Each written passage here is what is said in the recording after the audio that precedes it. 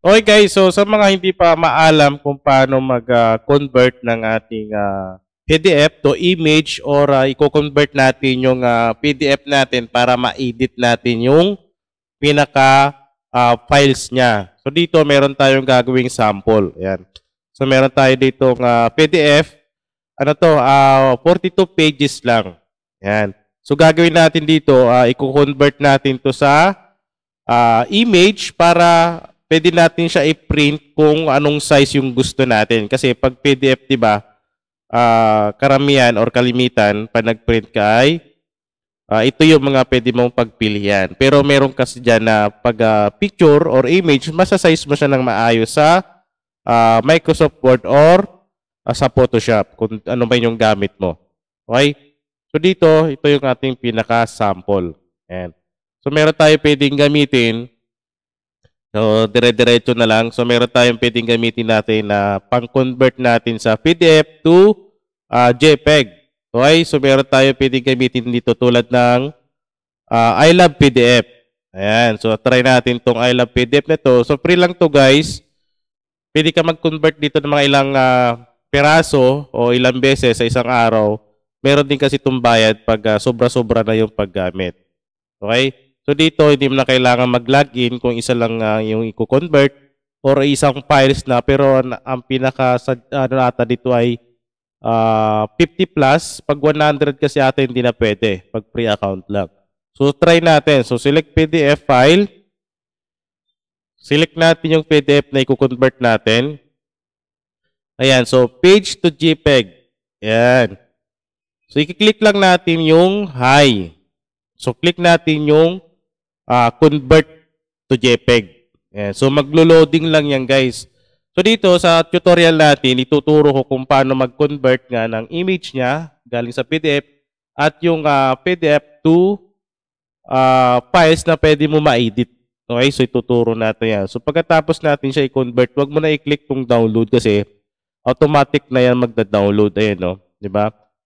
Ayan, so click mo lang yan. So pagka-download, extract mo lang din yung files para ma-open mo yung folder. Ayan. So ito na yung pinaka-folder niya. Ayan, no? So pwede mo na siya i-print kung anong size kasi dadrag mo to dun sa MS Word or Microsoft Word. Kung anong size yung gusto mong gawin. Kung A5, di ba? Or A4, same lang din naman. So ito yung ating naka-JPEG na, naka-image na. Ayan. So ang sunod naman natin gagawin para tuloy-tuloy na din. So click lang natin to. Ayan. So itong sample natin, i-convert natin to para ma-edit natin siya. Okay? Pwede natin siyang palitan. Ito, yung spelling test na yan, yung cat or C plus 80. Yan, so palitan natin yan. Yung spelling test, yung details, pwede natin palitan yan. Yung convert natin yan. So gagawin natin dyan, punta lang tayo dito sa ating browser. Ayan, sa pinakataas. I-type lang natin PDF to Canva. Ayan, so Canva yung gagamitin natin guys. Kasi pwede yan. PDF to Canva para ma-edit mo yung PDF na gagawin mo. Ayan, so click lang natin yon. Yan. So, pinakauna guys, ayan, no? Pinakauna, click lang natin to. Yan. So, click lang natin yung upload. So, upload natin yung files. Itong PDF na to. Yan. So, hintay lang natin siya. Kung meron kang files na naka-PDF, pwede mo siyang i-convert dito sa ating Canva. Gamit yung Canva natin. Para pwede mo siyang ma-edit. Pero meron din mga files na hindi na na-edit kahit i-convert mo dito sa Canva. Okay? So, try nyo na lang din kasi mayroong ibang files na hindi talaga na-edit na. So, tulad nito. Yan, di ba? Na-convert na natin siya ng PDF to Canva. Ayan, no? Canva template na siya. So, pwede mo siyang palitan. Yung text, pwede mong palitan yan. Ayan, no? Di ba? So, ito, pwede mong palitan. Ayan, no?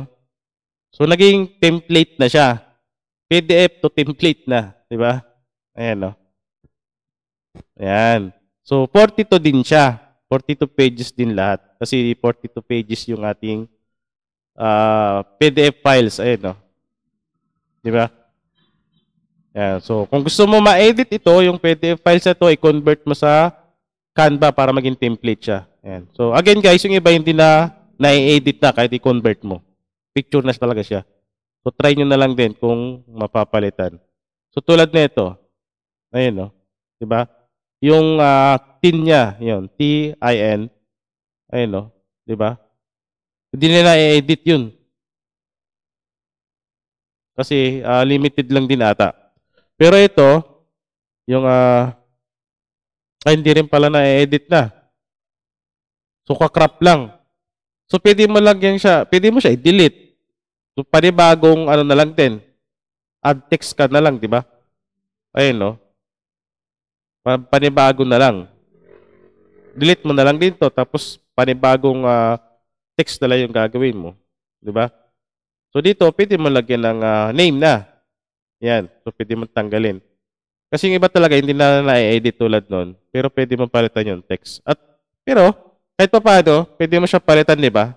Kahit nakaka-PDF na, basta convert mo lang yung gamit yung Canva. Ayan, no? Ayan. So, papalitan mo na lang. Pero ito, ayan, so napapalitan siya yung text. So, delete mo lang. Pero yung itong pinaka-ano, hindi na. Parang picture na siya. Pero pwede mo palitan, di ba? So, add ka lang text. Ayun, no? Di ba? So, try nyo na lang, guys. Sa simple tutorial lang to para ma-edit nyo at ma-convert nyo yung PDF na files. Ayan. So, try nyo na lang din gamit kayo ng Canva. Pag wala kayong Canva account, click nyo na lang yung sa description para maka-create kayo ng free account na account dito sa ating Canva. Naghahanap ka ba ng mga digital products at wala kang time gumawa? Bili na dito sa ating DigiBili Shop. Meron tayong poster, calendar, money envelope at sa murang halaga lang marami ka na pagpipilian. Bili na dito sa ating DigiBili Shop online store.